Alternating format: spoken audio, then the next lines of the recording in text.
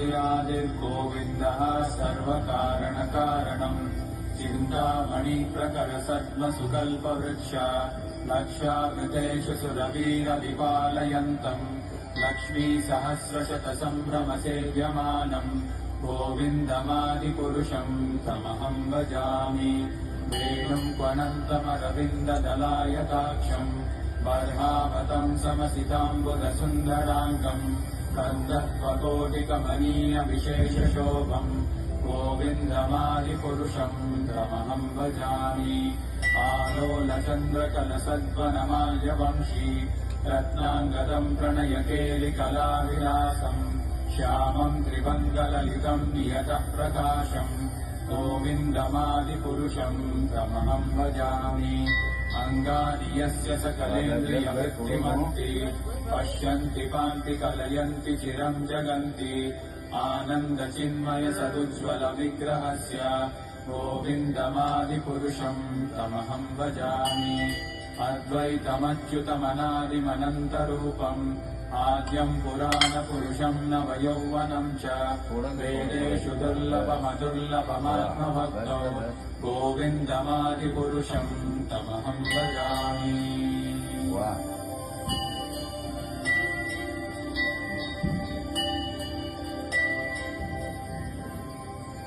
पञ्चास्तु कोटिशतवत्सरसम्प्रगम्यो वायोरथापि मनसो मुनिपुङ्गवानाम् सोऽप्यस्ति यत्प्रपदसिंहविचिन्त्यदत्वे गोविन्दमादिपुरुषम् तमहम् भजामि।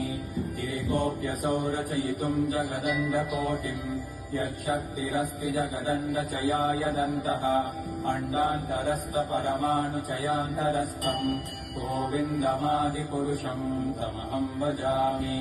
यद्भावभावितधियो मनुजास्तकैव सम्प्राप्य रूपमहिमाशनयानभूषाः सूक्तैर्यमेव निगमप्रथितैस्तुवन्ति गोविन्दमादिपुरुषम् तमहम् भजामि। आनन्दचिन्मयरसप्रतिभाविताभिः ताभिर्यदेव निजरूपतया कलाभिः गोलोक एव निवसत्यखिलात्मभूतो गोविन्दमादिपुरुषम् तमहम् भजामि।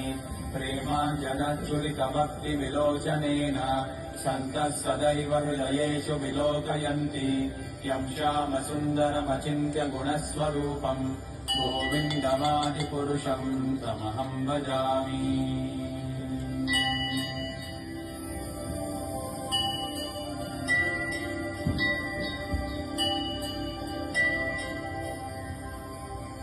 रामादिमूर्तिषु कलानियमेन तिष्ठन् नानावतारमकरोत् भुवनेषु किन्तु कृष्णः स्वयं समभवत् परमः पुमान्यो गोविन्दमादिपुरुषम् तमहम् भजामि।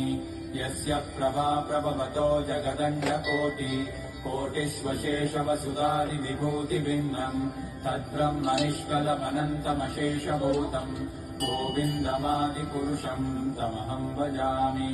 माया हि यस्य जगदण्डशतानि सूते त्रिगुण्यतद्विषयवेदविदायमाना सत्त्वाबलम् विपरसत्त्वम् विशुद्धसत्त्वम् गोविन्दमादिपुरुषम् तमहम् भजामि।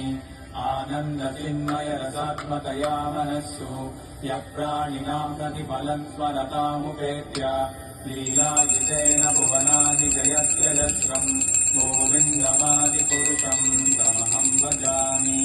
गोलोकनाम्नि निजधाम्नि तले च तस्य देवी महेश हरिधामसुतेषु तेषु ते ते प्रभावनिचया विहिताश्चयेन गोविन्दमादिपुरुषम् तमहम् भजामि।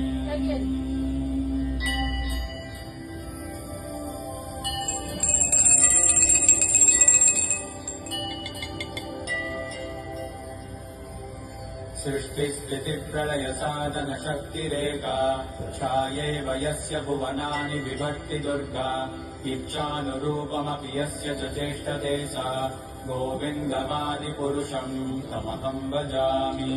क्षीरम् यथा दधिविकारविशेषयोगात् सञ्जायते न हि ततः पृथगस्ति हेतोः यशम्भुतामपि तथा समुपैति कार्यात् गोविन्दमादिपुरुषम् तमहं भजामि दीपाचिरेव हि दशान्तरमभ्युपेत्य दीपायते विवृतहेतुसमानधर्मा यस्ताकृतेव हि च विष्णुतया विभाति गोविन्दमादिपुरुषम् तमहं भजामि यः कारणान्नवजले भजति स्म योगात् निद्रामनन्तजगदण्डसरोमकूपः आधारशक्तिमबलम्ब्य परां स्वमूर्तिम् गोविन्दमादिपुरुषम् तमहं भजामि यस्यैकनिश्वसितकालमतावलम्ब्य जीवन्ति लोमविलजा जगदण्डनाथाः विष्णुर्महान् स इह यस्य कलाविशेषो गोविन्दमादिपुरुषम्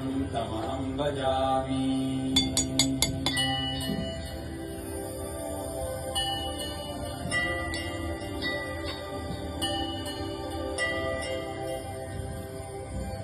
भास्वान् यथाश्वशकलेषु निजेषु तेजः स्वीयं कियत् प्रकटयत्यपि तद्वदत्र ब्रह्माय एष जगदण्डविधानकर्ता गोविन्दमादिपुरुषम् तमहं भजामि यत्पादपल्लवयुगं विनिधाय कुम्भ द्वन्द्वे प्रणामसमये स गणाधिराजः विघ्नान् विहन्तुमलमस्य जगत्त्रयस्य गोविन्दमादिपुरुषम् तमहं भजामि अग्निर्महीरगणमम्बुमरुद्दिशश्च कालस्तथा त्वमनसीति जगत्त्रयाणि यस्मात् भवन्ति विभवन्ति